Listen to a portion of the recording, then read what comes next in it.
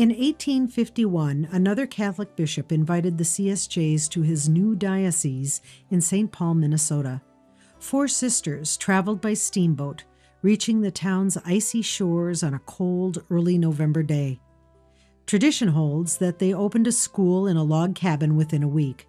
A year later, the school was converted to a hospital as sisters helped deal with the cholera epidemic.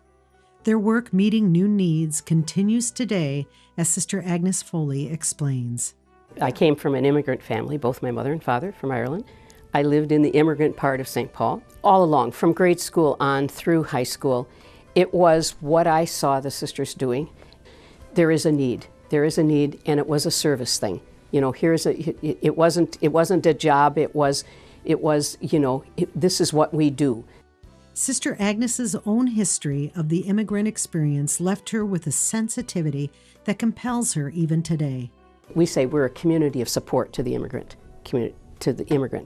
And what that means is we walk with them. The name of the business is Learning in Style, and we started in 1994.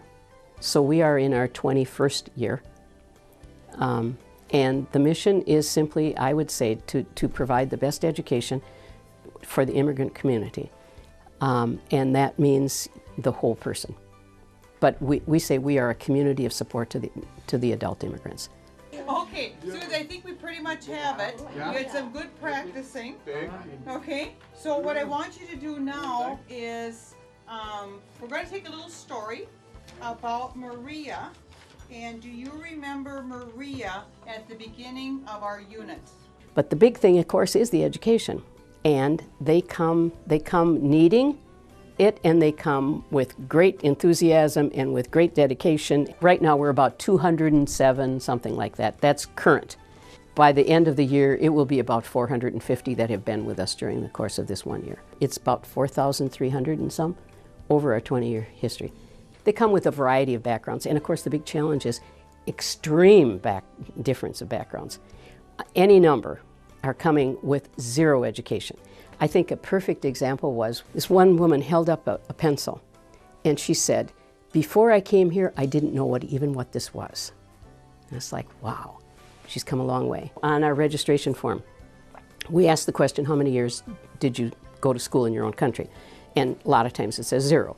We have English classrooms, we have citizenship classrooms, we have math classrooms, and we have a computer lab, which is like in 2 places.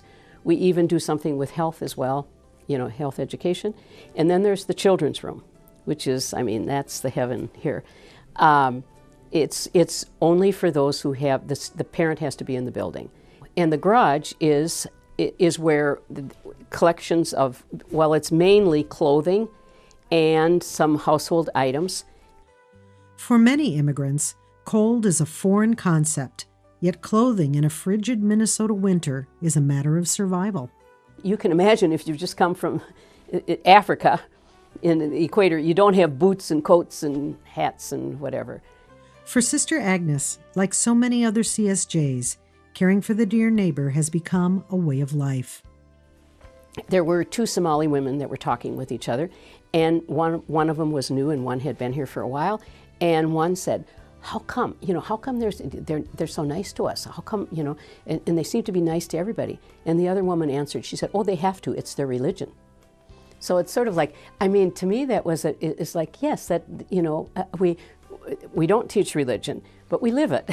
We live ours. She is, we could say she's. Where is she? She's in the library.